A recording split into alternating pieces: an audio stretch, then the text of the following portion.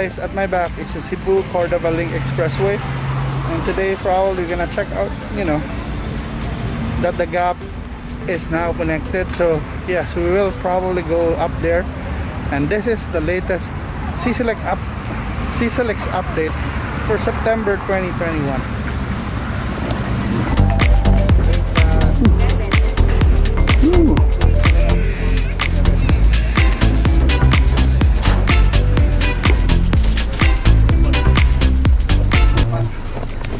So hi guys, natadire sa bangka. Hey! Sa mong speedboat, bye! O padong namin sa CCLEX. So, ano?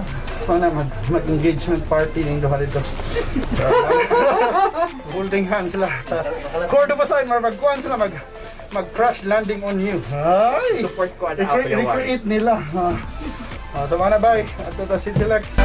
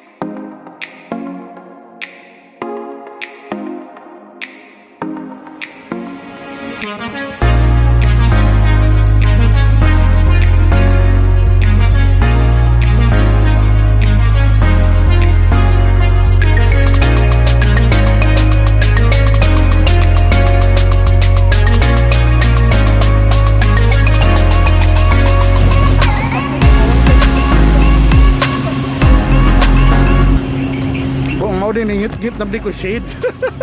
So finally guys, muna ako weird na tanawang bro. Nata dire sa isla. And mana nanata sa CCLEX Ilaw.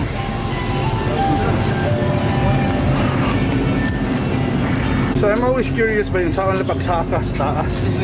Oh, mana na yung this way ko no. Na dire ang wala elevator. Dire ang hagdanan. So mana this way. Sana rin elevator. So yeah. Pero ayun siya, maghagdanan na siya kay fit man kay this Max. Diba na kas Max ungo runner ni champion niya ng mga kanang magsakasaka na Horizon 101 na sakasaka katawan na niya magkasako na niya. Port ko man yung usa lang. Allah. For sure. So ano 5-5 rami dire. 5-5 pero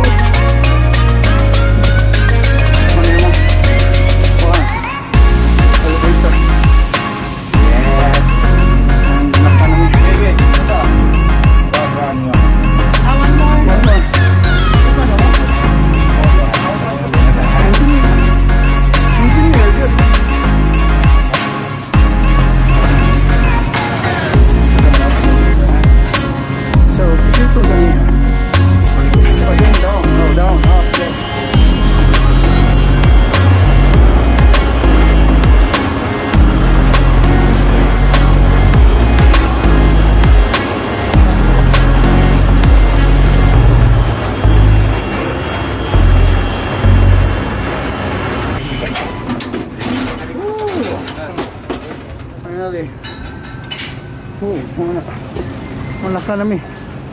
Hi bye. So ano ni naong dire. Nice. Nara si engineer oh.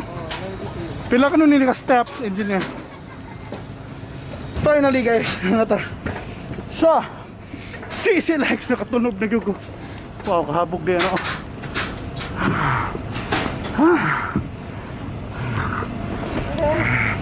Habog ba? Pero namin sa CCLEX. And mana di view. Oh, wala.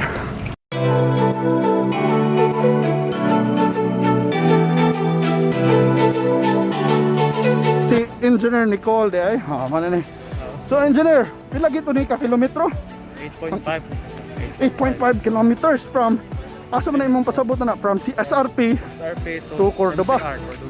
And ang karon it's kuan giton sa timong giingon ganina, this is pila ka meters ni from sea. 45 meters Wow, from 100. sea level. Wow.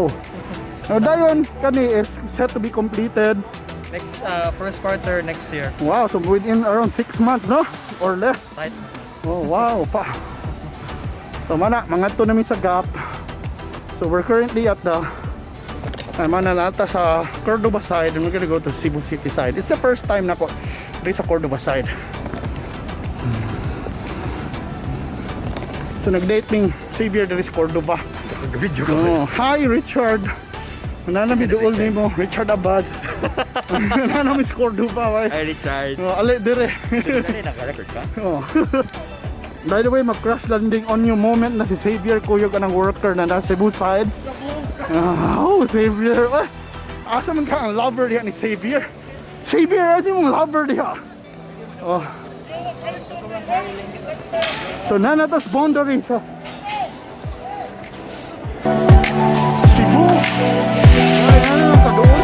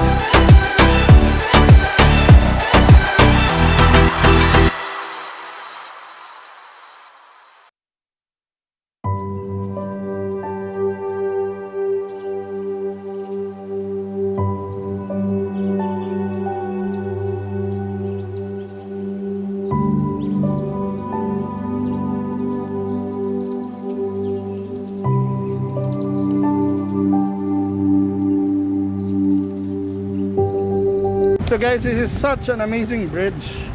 So we're currently now going to the Cordova side. Never been here, never saw this. Probably on drone videos lang. And now we're gonna just lakaw-lakaw ta dire. And you know, excited na ko. And 6 months from now, we'll be using a car to cross this place.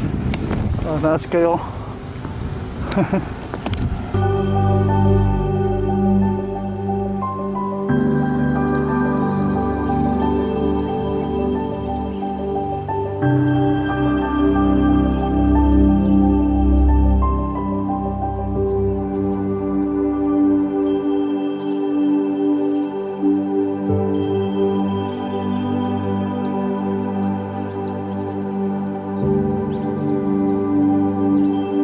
Taga Mactan magaga, diri gyud ka mo agi bay. Of course.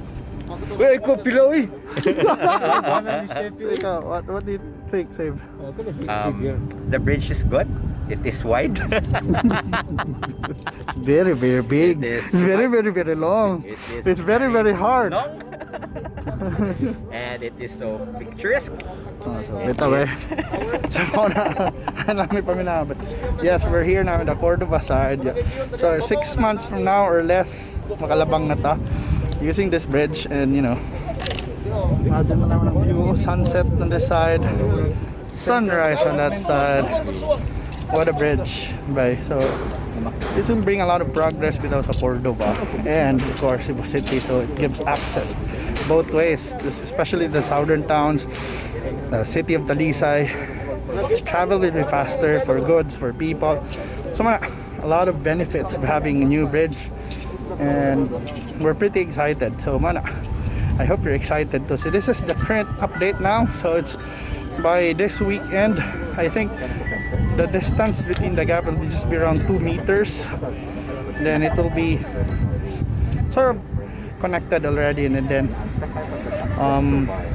it will take around 6 months before this will open. So most likely before the election, this will open. So wait for it. So we'll keep you updated, keep you posted, and thank you so much for watching, guys, this video on the Cebu-Cordova Link Expressway.